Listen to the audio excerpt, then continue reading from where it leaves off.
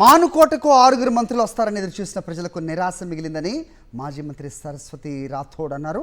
మహబూబాబాద్ మండలం సోమ్నాథ తండాలో 100 కోట్లతో చేపట్టిన పనులలో 99 కోట్ల రూపాయలు బీఆర్ఎస్ హయాంలో తెచ్చినవేనన్నారామె.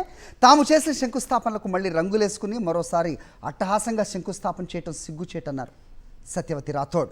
మహబూబాబాద్ నియోజకవర్గంలో 10 సంవత్సరాల బీఆర్ఎస్ పాలనలో జరిగిన అభివృద్ధిపై చర్చకు సిద్ధమా అని కాంగ్రెస్ నాయకులకు సవాల్ విసిరారు మాజీ మంత్రి సత్యవతి రాథోడ్. కానీ మాట్లాడిన ప్రతి మంత్రి మానుకోటకు వరాల జల్లు కురిసింది అని మాట్లాడింది. వరాలు ఎట్లుంటాయో నిధులు ఎట్లుంటాయో వాళ్ళకి ఇంకా పూర్తిగా అవగాహనకు రాలేదన్నట్టు అనిపించింది నాకు. మానుకోట మండలం కావచ్చు, అంటే పర్వతగిరి సోమ్లా తండలో ప్రకటించింది 100 కోట్లు. ఆ 100 కోట్లలో 99 కోట్ల రూపాయలు కేసీఆర్ గారు ఇచ్చినాయి, కేటీఆర్ గారు ఇచ్చినాయి, సత్యవతి రాథోడ్ తెచ్చినాయి, శంకర్ నాయక్ గారు తెచ్చినాయి తప్ప ఇంకోటి కాదు.